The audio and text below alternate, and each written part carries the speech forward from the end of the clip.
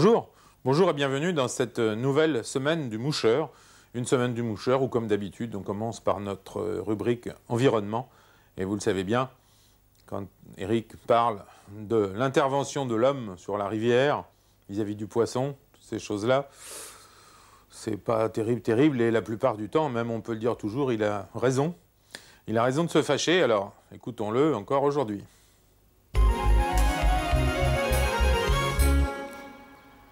Aujourd'hui, dans l'environnement du pêcheur, je voudrais vous parler de quelque chose de négatif que nous influençons sur notre rivière. Il y en a plusieurs formes que nous sommes négatifs aussi, nous pêcheurs, à la ligne, dans nos étangs, dans nos rivières et nos plans d'eau.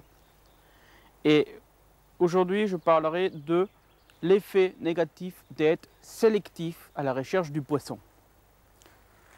Vous allez dire, qu'est-ce que ça va dire, qu'est-ce que ça va dire? Mais vous allez vite comprendre. Nous avons ici une rivière de moyenne montagne qui est à la limite de première et de deuxième catégorie. Elle est donc habitée en permanence par certains poissons, comme des truites fario notamment, mais aussi elle est déjà un petit peu touchée par des cyprinidés, donc des cyprinidés rhéophiles comme des barbeaux et des otus, mais aussi par le chevenne et déjà même un petit peu par les ablettes. Bon, en dehors de ça, nous avons évidemment des loches, nous avons aussi notre ami Foxinus avec lequel nous prenons des grosses truites, le verron donc en l'occurrence, mais il faut savoir que la énorme majorité des pêcheurs pêchent ici uniquement la truite, en dehors de quelques-uns qui viennent le soir avec leur fourche, qui plantent des cannes et qui pêchent l'anguille comme on a déjà parlé une autre fois. Mais il faut savoir que une rivière qui n'est pas influencée par l'homme, elle a sa place, son endroit pour chaque poisson et elle lui donne aussi la nourriture de tous les jours. Alors, il est logique que si nous traquons, si nous sommes là pour prendre un seul poisson parmi toutes les cheptels qui vivent, on va les rarifier. Et si on le rarifie, il est bien évident qu'il reste une place, hein, on enlève quelque chose, il reste un vide, il reste aussi un potentiel nourriture. Donc, on a tendance, nous pêcheurs, à la mouche, mais aussi au verron, au toc, à la cuillère et à tout ce que vous voulez, de rarifier les truites de nos rivières.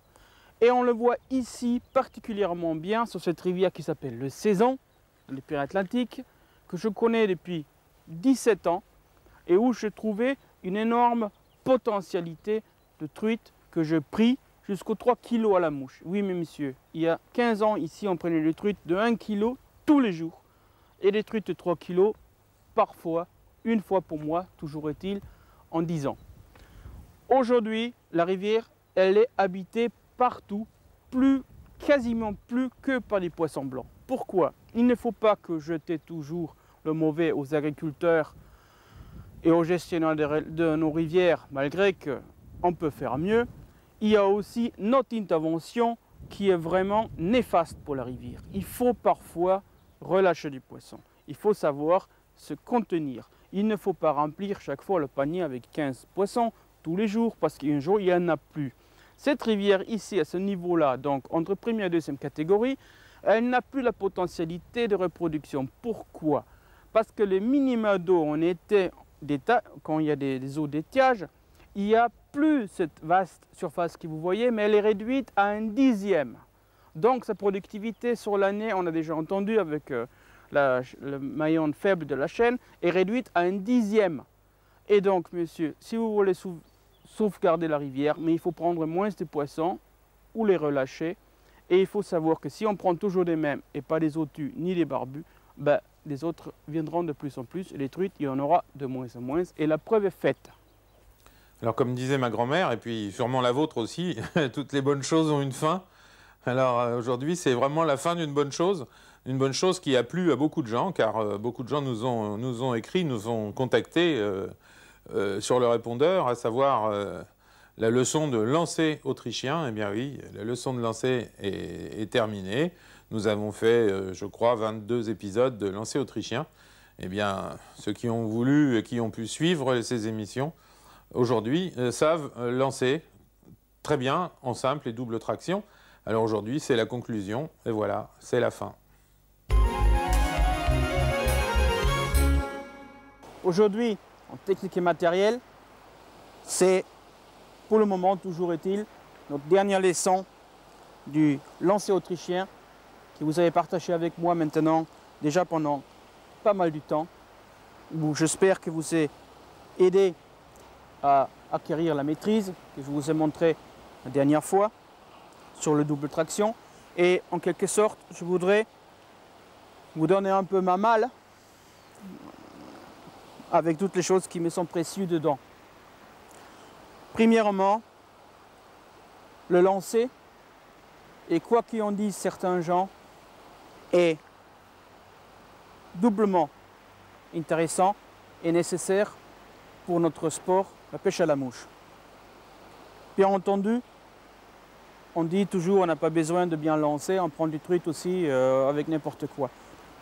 Oui, on prend du truite avec tout, avec la dynamite, avec la javel, avec tout ce que vous voulez, donc ces arguments pour moi ne comptent pas.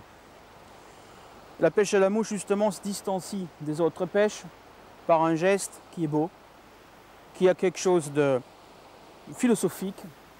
J'ai fait beaucoup de tirs à l'arc et quand on envoie une flèche, c'est autant votre esprit qui s'en va.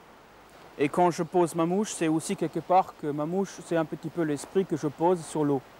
Et donc, c'est une extériorisation de quelque chose d'intérieur pour moi.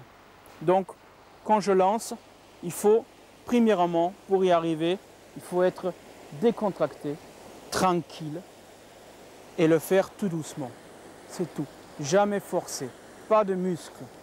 Pas de muscles, on n'a pas besoin. Justement ça. Donc, je vous dis, pêche à la mouche et le style autrichien, ça part d'un sentiment intérieur qui est calme, qui est serein. Uniquement si vous faites ça, quand vous arriverez petit à petit, parce qu'au début c'est vrai, on a du mal, on est crispé, on a du mal au bras, du mal des poignets, on tient notre canne trop forte. Mais il faut que vous y travaillez vraiment pour y arriver tout doucement avec 3 doigts comme le grand maître me l'a montré à moi il y a de nombreuses années déjà. Il faut que vous arriviez à projeter votre soi où vous voulez. Ensuite, la pêche à la mouche n'est pas seulement de prendre du poisson. La pêche à la mouche est aussi une communion.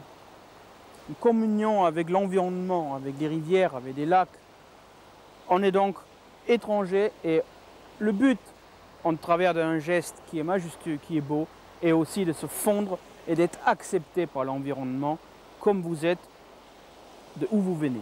Et donc ça, c'est important. Il n'y a pas de possibilité de faire autrement. Et donc, votre geste que je vous ai appris, et aussi l'éducation un peu de l'environnement, vous permettent de devenir proche de ça, qu'est-ce que vous affrontez. Donc, d'un côté, vous apprenez, vous aimez l'environnement, et l'environnement va vous le rendre. Et ça, j'en suis certain. Et qu'est-ce qui concerne le lancer, entraînez-vous toujours un petit peu, faites toujours des petits progrès, essayez de lancer avec un sillon tout court, essayez de vous mettre à genoux pour vous entraîner comme les Autrichiens, parce qu'on dit que quand on a le levader, on est dans l'eau, donc on est raccourci. Et les plus vous au début faites des difficultés, et plus après la facilité va s'installer. J'espère que vous savez vous entraîner dans vos jardins et sur vos parkings comme je l'ai fait quand j'étais jeune.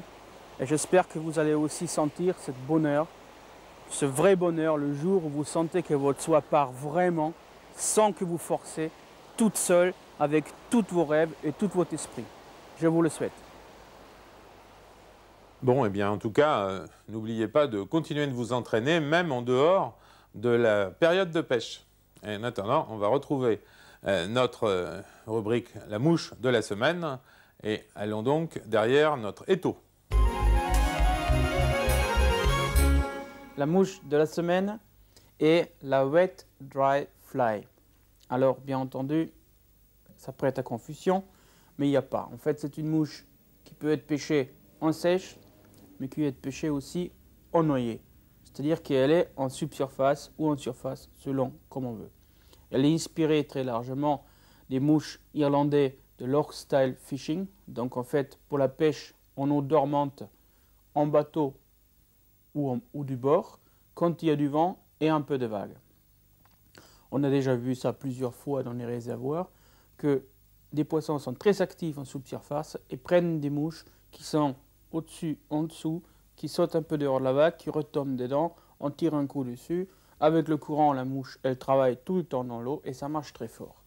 Alors, cette mouche qui est un peu comme l'Invicta ou d'autres mouches des Muraux d'Angleterre, d'Écosse ou d'Irlande, c'est tout simplement une jante émergente de sedge. Donc la pupa qui décolle du fond, qui arrive en haut, on sait que dans les lacs il y en a aussi bien qu'on ait des eaux courantes. Et ils se débattent en surface, ils veulent sortir. Et en fait, l'imago avec la peau l'exuvie qui est un peu là encore, ça se débat et les truites deviennent folles. Et ça marche très très fort. Alors maintenant, cette mouche, elle se monte très simplement, avec peu de matériaux. Et elle peut pêcher très très fort, aussi en rivière, pas seulement en lac. Voyons maintenant au tableau comment on la monte. Enfin, cette wet dry fly, on va la monter sur un hameçon légèrement courbé pour donner vraiment l'impression d'un insecte qui est un peu recroquevillé en dessous de la surface pour se débattre de son exuvie. Alors, c'est simple, on commence par le corps, on fait un sous-corps qui peut être en laine ou en polycellon si on veut que ça flotte beaucoup, ou en podigil si on veut que ça fasse un petit peu les aspects poilus. Moi je vais prendre une laine fluorescente verte pour faire vraiment quelque chose qui détache bien du ciel, que la truite elle voit bien la différence. Alors ensuite on peut mettre un tag derrière qui peut être une petite laine rouge ou orange fluo comme ça se fait sur le Black Zulu par exemple. Et ensuite la chose importante c'est une aile, une petite aile vers le haut qui est constituée de quelques fibres de poils de chevreuil. Alors, ça fait un petit peu l'insecte qui est en train de sortir et donc qui donne beaucoup d'impression de vie à cette mouche qui est censée être pêchée dans les eaux dormantes. Bon, il est clair que le vent et les vagues, ça aide, mais quand même, ça marche bien et ça la fait aussi flotter un petit peu le cul en bas dans la surface. Quand on aura mis ça, ben, il ne reste pas grand chose à faire. On peut mettre une collerette qui donc est assez importante comme toutes les mouches de leur style, donc qui est rabattue en arrière comme ça se fait en Irlande et en Écosse. Ça on le fait avec un coup de coque qui peut être noir, ça marche très très bien le noir avec le vert fluo, ça marche bien ensemble, ou un grizzly que j'aime beaucoup aussi. Ça dépend de votre goût, ou avec un coq roux, c'est bien aussi. Voyons maintenant pour monter cette mouche simple, qu'est-ce qu'il nous faut comme matériel et comme matériaux pour la réaliser. Comme matériel, il nous faut comme toujours un étau qui sert bien les hameçons pour travailler en sécurité. Ensuite, une paire de ciseaux pour les gros travaux, une paire de ciseaux pour les travaux fins, notamment pour tailler des poils, des cervidés, une pince à hacle pour enrouler la collerette, bien entendu porte-bobine avec le fil noir et son enfileur si jamais en cours de session ça casse, et on termine avec une goutte de vernis avec l'éternel aiguille à Dubin. Voyons maintenant qu'est-ce qu'on utilise comme matériau pour faire cette mouche. On commence par des hameçons. Donc ici ce sont des hameçons courbés de taille 10. On peut le faire aussi bien entendu plus petit, ça dépend si c'est en printemps, si c'est en été, si c'est en automne. Bien entendu, on a plutôt des éclosions des gros insectes vers le printemps et de plus en plus vers l'avance, vers l'automne, ils sont plus petites. Donc on peut le monter du 8 jusqu'au 16 selon la saison. Ensuite le corps, donc c'est du Armtron en mèche. Donc c'est cette fibre triangulaire qui reflète la lumière et qui est plus léger que l'eau. Donc ici elle est fluo vert. J'aime bien cette couleur, ça donne des bons résultats aussi bien en rivière parce que ça imite un petit peu des sedges sans carquois, donc les Rhiacophylla et les hydropsiques, mais aussi en bateau, en ruisseau, en lac, bien entendu, ça marche très fort. L'aile sera ici confectionnée avec du chevreuil teinté olive. Et là, c'est du poil d'hiver. On voit bien, il est très long. C'est pas du tout le chevreuil d'été. C'est un poil qui sert, bien entendu, parce qu'il est très creux et il est très long, qui correspond à la taille de l'hameçon. Ensuite, la collerette donc, qui va donner le style de leur style, c'est un saddle noir. Je choisis ici le noir parce que, comme vous voyez, le noir et le vert, c'est très joli ensemble. Mettons-nous maintenant à l'étau pour réaliser cette mouche. On commence, comme d'habitude, par les enroulements de la soie de montage et on va jusqu'au derrière. Là, on prend donc une mèche en trône triangulaire qui sert à faire le corps. Donc ça, c'est un matériau qui est très intéressant par sa luminosité, qui attire même dans des conditions de basse lumière vraiment le regard des truites. Donc on enroule, on forme un corps qui peut être plus gros, plus petit, plus fin, c'est selon nous. L'important, c'est que la luminosité sort. Bon, on va jusqu'à peu près 2/3, 3/4 devant. On remet une couche juste devant. On retourne, ça fait après un corps un petit peu conique. Voilà. Là, très bien, très simple. Là, j'ai pas mis de tag, on aurait pu en mettre derrière une petite queue rouge, mais bon. On le fait simple, parce que ça pêche bien aussi. Maintenant, on prend le poil du chevreuil, qui est donc un poil d'hiver, comme je vous ai expliqué, et on regarde un petit peu la longueur au rapport de cet hameçon. Bon, là, j'en ai beaucoup trop. Il en faut peu, juste quelques fibres qui doivent imiter l'aile qui sort de l'exuvie et qui doit montrer que l'insecte est en train de sortir. Alors là, je change de truc, j'ai mesuré, je fixe. Alors, je vous ai déjà dit souvent 1, 2, 3, et c'est que le troisième fois qu'on tient pour que le poil ne tourne pas sur l'hameçon. Ça, c'est une petite astuce et je le dis souvent car beaucoup de monde ne pense pas toujours. Bon, on terminera cette mouche de type Lore Style avec donc une collerette noire par un saddle noir qui va faire vraiment très joli. Alors là, on entoure. Voilà.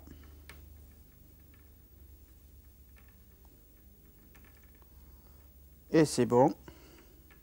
Il y en a déjà pas mal. On fixe. On coupe l'excédent. Et il nous reste juste à rabattre en arrière cette collerette pour faire vraiment la mouche Lore Style. Et un petit truc devant, en trop. 3 demi-clés, comme d'habitude. Et une goutte de vernis pour terminer. Et cette mouche, donc, pêchée en noyer, en rivière ou en lac, sous tension, marche très fort. Allez, on va retourner dehors, on va reprendre nos cannes et nos moulinets et nos mouches et on va essayer d'aller attraper quelques truites en pêchant en noyer et en suivant, comme d'habitude, les conseils d'Éric.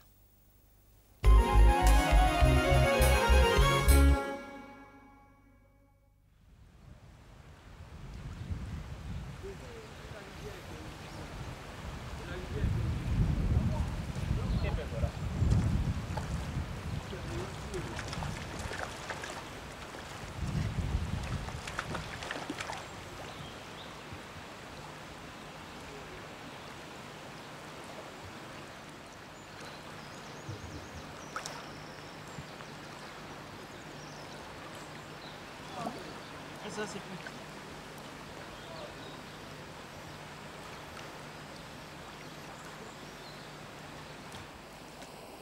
Aujourd'hui, dans la technique de pêche, on va pêcher ensemble à l'imitation de libellules ou des demoiselles. Les demoiselles sont très longues, très fins, et les libellules sont plus grosses.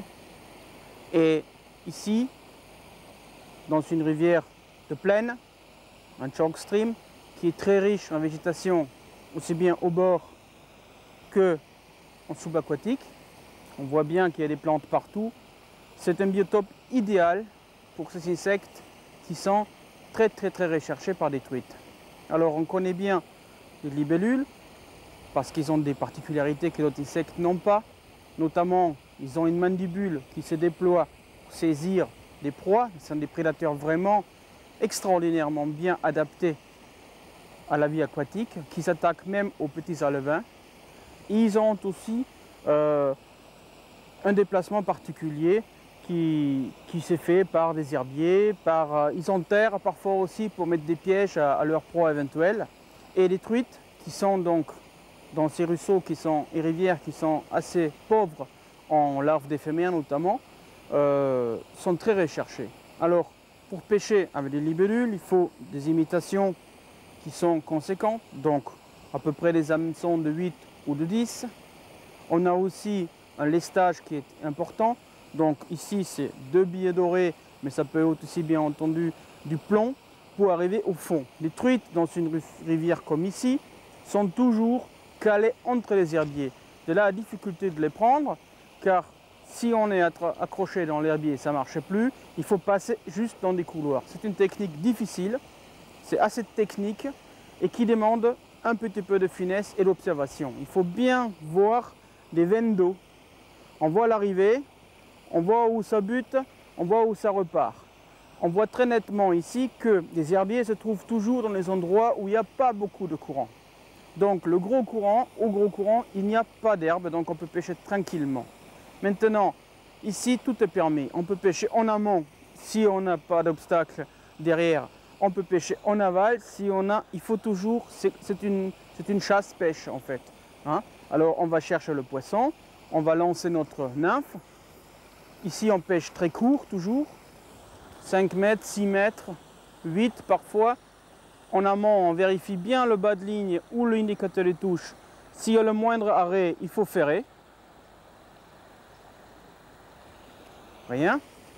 Voilà, pour la pêche en amont, on lance, on tend le fil, on suit surtout la dérive du bas de ligne comme au toc, exactement pareil.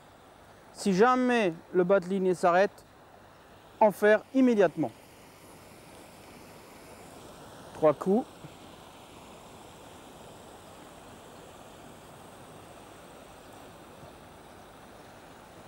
Bon, je considère que je suis bien parti. Hop. Je ne sais pas si ça a été truite ou herbe. On réessaye, j'ai rien senti.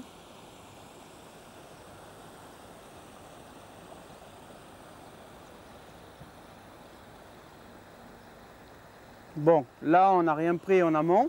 On prospecte maintenant en aval. Alors là, c'est pas la même technique. On lance, on regarde bien les herbiers et on laisse onduler comme au wet fly swing la nymphe qui doit traverser tranquillement.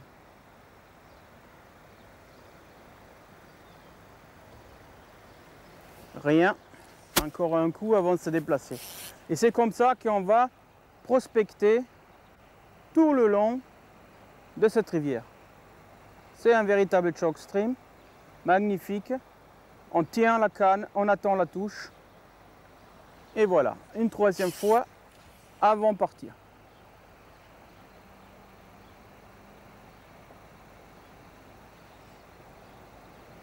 Toujours attentif. Touche, là j'ai manqué. On va essayer si on peut la prendre parce qu'elle a senti un peu mais pas vraiment accroché. C'était une touche tout petit peu douce quand même, pas vraiment en attaque comme on l'aimerait avoir.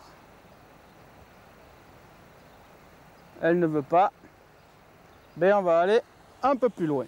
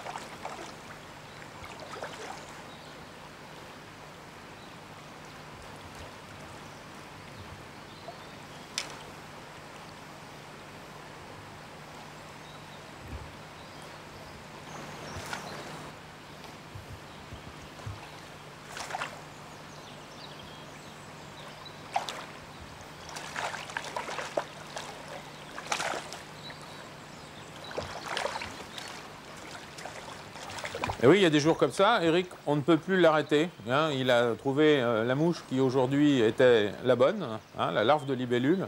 Et elle est présentée juste comme il faut, à hauteur qu'il faut et tout. Et voilà, les truites n'arrêtent pas. Et, et j'espère qu'il en est de même pour vous lorsque vous allez à la pêche, en tout cas à la semaine prochaine.